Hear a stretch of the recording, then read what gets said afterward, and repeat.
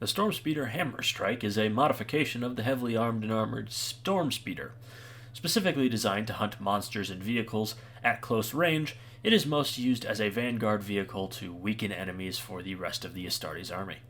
Hello everybody, my name is Spoons Rattling, and welcome to another video where today we are covering the Stormspeeder Hammerstrike, a flying skimmer-type vehicle used by the Space Marines of course, Warhammer 40k. So the Stormspeeder Hammerstrike comes in at 125 points. It has the standard Stormspeeder stat line. It moves at a blazing fast, 14 inches. It's toughness 9 with a 3+ save, 11 wounds, leadership 6+, and OC 3, so fairly standard for the cost, though nothing special. In terms of ranged weapons, the Hammerstrike missile launcher is 36-inch range, with 2 attacks that hit on 3s at strength 9, AP 3, and damage D6, so a slightly upgunned missile launcher, which is solid enough against light vehicles. The Crack Storm Grenade Launcher is 1 attack. It has 2 of these that hit on 3s at 18-inch range with strength 9, AP 1, and damage D3, so a slightly downgraded Crack Grenade Launcher. And the Melta Destroyer is Melter 2, 18-inch range at 3 attacks that hit on 3s at strength 9, AP 4, and damage D6. Of course, Melta is quite good, though it can be quite difficult to wound tough things. Its melee is just Armored Hull, which is 4 attacks that hit on 4s at strength 4, AP 0, and damage 1. In terms of abilities, it has Deadly Demise D3, so a little bit of an explosion to be worried about if there's anything fragile nearby. And it has Deep Strike if you want to keep it in reserves to drop somewhere, though it is rather large, so doing that may be difficult just given its immense footprint. Its special rule is Hammer Strike. Each time this model has shot, select one enemy unit hit by one or more of the attacks. That unit cannot have the benefit of cover for the rest of the phase. This is a fairly interesting ability, though I would say is generally outclassed by its little brother, the Hail Strike, as +1 AP gives it effectively the same ability. However, this is still useful, especially for units that like to hide way back and use cover to keep themselves safe while plinking off shots with high power weaponry. Though again, I would still say it is a bit of a downgrade from the Hail Strike, though it is more general purpose, which does give it some bonus points as this can apply to anything instead of just non-monsters or vehicles. Next, we're going to move on to buffing options, and of course this is a vehicle, so the Tech Marine can give it +1 hit and some healing, though it isn't very practical, as he cannot keep up with it in any way, and also he would generally, this thing needs to get up close with its guns, so it can't even hang back and just fire off chip shots. And itself, of course, is a very solid buffer, because it gives, of course, that ignores cover. But it's nothing too special aside from that in terms of a direct buffer. Works well as an aggressive skimmer, though. And the things that it has, the meltaguns, the missile launchers, are quite capable against things like sentinels or mega knobs being perfect targets for it. And of course its rockets are the longest range, so just use those to apply the debuff to whatever unit is necessary if you want to debuff something aside from the main target. In terms of detachment options, Gladius, he does like Advance and Shoot because it lets him move even faster. Firestorm, he, of course, again, likes the Advance and Shoot, and Extra Strength can actually be very useful with the Meltagun and missiles to make them more effective against Toughness 10 vehicles.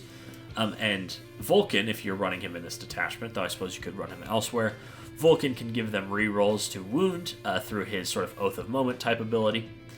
In terms of Stormlance, I'd say it's an okay target for Ride Hard and Ride Fast. And then Ravenwing, because it of course does have the keyword for Ravenwing, it does, of course, for the third time, like to advance and shoot. Rapid Reappraisal does allow it to redeploy for relatively cheap with Deep Strike, and of course that allows you to get within range of its best guns fairly easily, just by being able to jump across the board, though its high speed does mean it's slightly redundant to be using that. It is useful to cross distances so great that even this thing could not cover them. I did also want to give a small mention to the Iron Storm Assault Force, because that, of course, gives you the 1 reroll, which could be useful to reroll a wound on the Meltagun, especially when you're wounding on 5s, against things like Land Raiders or Imperial Knights, because wounding will be the tough part there, and also where Melta tends to fail. In terms of Crusade rules, it's, of course, very similar to the Stormspeeder Hail Strike. It likes Resilient Machine Spirit from the Space Marines for 2 extra wounds, though the other 2 are mainly pointless. In terms of weapon modification, extra strength or damage are appreciated by all of the main weapons. The Tyrannic War things can give it Blessed Hull, which is of course very nice. It gives it a 5+ invul. Auto Repair Nodes gives it healing every turn and reinforced superstructure. gives it -1 AP against Strength 7 and below, so again, very useful against things like heavy bolters, custodies, and some kinds of plasma, especially if they're not overcharged for whatever reason. In terms of Pariah Nexus, Hardened Defenses is generally useful just to give it a little bit of extra durability, giving it a 6+ Feel No Pain, and Reaper does make it a very solid Hunter of Infantry, and Tank Hunter makes it a very, well, not very, but a reasonably effective Hunter of Vehicles, as that gives it, of course, reroll 1s to wound, which, while not the most impactful when it'll be wounding on 5s, is still very useful. Next, we do have to cover the competitors. And in terms of competitors, the first thing that comes to mind would, of course, be the Gladiator Lancer, which is a dedicated anti-armor destroyer, where this is, of course, what this also attempts to do, though the Lancer, of course, is maybe not significantly tougher, but it offers much more range and much more damage output, and it will be very hard to beat that in terms of this thing's damage. And the Predator Annihilator is also in the same price bracket and is also a dedicated tank hunter, and I think it actually does its job quite well compared to this, again, if you're just going for pure damage, but again, not a direct comparison. And the Stormspeeder Hailstrike, I think, offers, in my opinion, a better buff, of course, more restricted, but it is more restricted, but in a lot of ways more impactful, and even in matchups where you may be facing Imperial Knights or Chaos Knights, they often bring in allies of things like Inquisitorial Henchmen or Nurglings in the terms of Chaos, and getting extra AP against them, well, maybe not the Nurglings, but getting extra AP against things like Imperial Agents could be very useful just to scrape them off an objective more efficiently. Though, of course, this thing could do the job just well, it's just more tailored to taking out heavier infantry instead of hordes. And its buff, of course, can apply to anything, not just non-monsters or vehicles. And then, of course, Deimos Predator can take the Magna Melta Cannon, which completely outclasses this thing in every way, and bring 2 las cannons, all for 10 points cheaper. In terms of its best use, the Hammerstrike, in my opinion, is the weakest of the 3. It is rather unfocused, ignores cover, is solid, and it is the most general. It also isn't the most impactful. Again, the Hailstrike offering a directly better rule, generally. Though I also think its guns are a bit of a letdown. While Melta is quite good, it generally needs something extra to give it a little extra punch against the toughest vehicles in the game.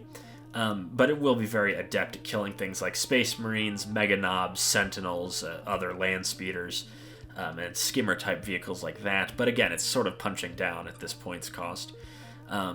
It does still offer most of what the Hailstrike does, and if you do just want to get a fast-moving skimmer, and have the points, upgrading to a Hammerstrike I think is fine if you aren't trying to use it as a buffing piece, but instead an auxiliary, say, objective unit.